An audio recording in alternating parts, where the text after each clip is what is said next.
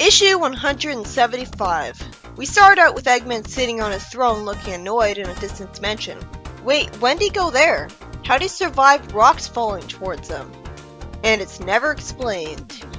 Anyways, I'm expected to believe that just because he's miffed that he lost as usual, he had the willpower to not eat in 5 days. This was done much more naturally in Archie. I know he's unhappy at not being a ruler anymore, but still, remember in Unleashed when he ate a whole sub really quickly? I don't think he'd have the willpower to starve himself for 5 days. In fact, doesn't depression make you do the opposite and like eat a whole bunch of ice cream? I mean, I guess both results could happen.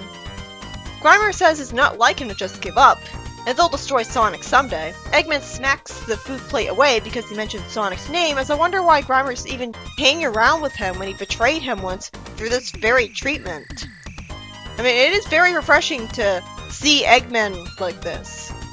I think I'd rather see him like this than see him, like, screaming and insane like in issue 200, where I think it went a little over the top. Then after Sonic genre blindly assumes Eggman's dead with a smirk as he talks about it, Kintobor says that Porker's been scanning the area and can't find any trace of Eggman under the rocks. Sonic is optimistic, genre blindly not believing his friends but Eggman still being around when he seems to psychically know things he shouldn't out of genre savviness most of the time. Then the Kintobor computer shows them a monster in Metropolis, so the heroes all go there in flying vehicles to check it out, with Sonic asking what happened to Porker. Amy says she told him to stay at the base and monitor them, and Sonic cathartically lampshades how he's still letting his cowardice take over his life, saying, "Great! Maybe you should have made him a nice milky drink as well." Yeah, I'm shocked that his ditching the freedom fighters has lasted this long. I thought for sure it'd be resolved. Then we see the cops shooting with their graviton cannons uselessly at what I could only tell was Chaos from him having the same blue color and bubbles in him. Otherwise he looks totally original, which is good. It's also original that Chaos' first place of attack is Metropolis, with Mobians in it and not Station Square. I completely forgot that this was the case when I was reading all the scripts up to this point. So I guess it was completely pointless having Mobius easily have portals to Earth, because the Sonic Adventure adaptation won't take place in Earth at all. It's also good that the police have these sorts of weapons, like graviton cannons, just in case monsters like this show up. It's smart of Techno to arm them with them. And it's better for them to have sci-fi weapons than overly realistic looking guns. It makes sense for a fantasy universe. Already this is better than a Sonic Adventure, but I think the reason I forgot that this took place in Metropolis and not Station Square was because it really doesn't matter that it takes place in this particular city. It could have taken place in any city and the plot would have been exactly the same. Other than there are Mobians here, but again, I forgot all about that. Sonic shows up and says it shouldn't take long to defeat the monster. Then unsurprisingly, since he said that, he says something's wrong, looking panicked and stammering. He explains to Amy, who's suddenly in her modern design now when she looked normal before, that he suddenly started to feel weird before he could attack Chaos.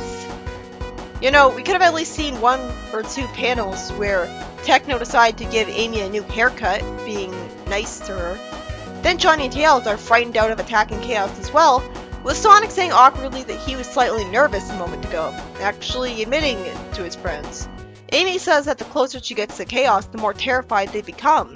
Isn't it weird that Tails has brown eyes? Oh well, it's an alternate universe, Tails. And I love the originality here. Of course a magical monster would have this power.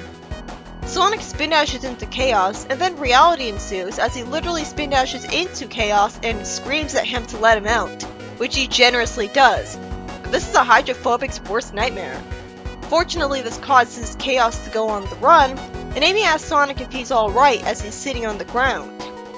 The story ends with Sonic not only having green eyes like he should, but his white corneas are green now too, with him saying that he's never felt better. This is also a pretty good explanation for why he got green eyes. Either way, he absorbed magical chaos energy and it caused a mutation, but here there's going to be a threatening twist on it. You know, it would make sense if this was how he got back the ability to turn super regularly, because he got chaos energy from it. Just when I was worried Nigel Kitchen had been fired because we're only getting 1 new story per issue now, He comes back with a bang for the most original adventure adaptation yet. Where do I even begin? To start with, Eggman's in a bitter depression from not being the rule of the world anymore, to the point where he somehow had the willpower to have not eaten in 5 days, despite being kinda large, and a hedonist. Grimer wants him to get out of it because I guess he thinks he's too useless to take over the world alone, so it's him who releases Chaos instead of Eggman. Well, I assume so, since he said he's gotta do something. Chaos is revealed to not only be attacking Metropolis instead, like it matters, where some Mobian Police's graviton cannons are useless, much more Sonic-like. But even better, not only does he have an original new design, but the closer to him the heroes get, the more terrified they're forced to become. It's really refreshing to see Sonic get scared, especially in this comic. I just wish that the characters looked more expressive. Then when he spin dashes at it, he goes literally inside of it, cause duh, it's made of water. And when he's let out of its amorphous body, and it generously decides to let him live and run away, Sonic not only gets green eyes as a Chaos Energy mutation, but his white corneas are now green as well, which I assume is only temporary. I wonder if he got possessed by Chaos. This is certainly a more simplistic way to explain Sonic getting green eyes than how Archie did it, though I was fine with how Archie did it. Also, Amy's now suddenly in her modern design out of nowhere, because I guess she decided to change hairstyle from the drive to Metropolis and no one pointed it out and it wasn't made a big deal of it all. That'll take some getting used to. I'm really used to Amy. I thought her design where she got her red headband but she still had her hair up was perfect. That's how I imagined Fleetway Amy to look. I don't think it was necessary to have her look like the game Amy. And besides, I mean, at least in Archie, they explained where Sally got her vest from, they explained where Rotor got his hat from, and they explained how Sonic got green eyes, and to the point, they explained why Amy transformed into her modern design out of nowhere. Because it wasn't out of nowhere, she used the Ring of Acorns. But here, it's just like, nah, we just... video game.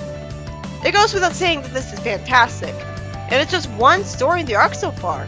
This is how I want game adaptations to be in Sonic comics. If I wanted the exact same plot as in the game, I'd play the game.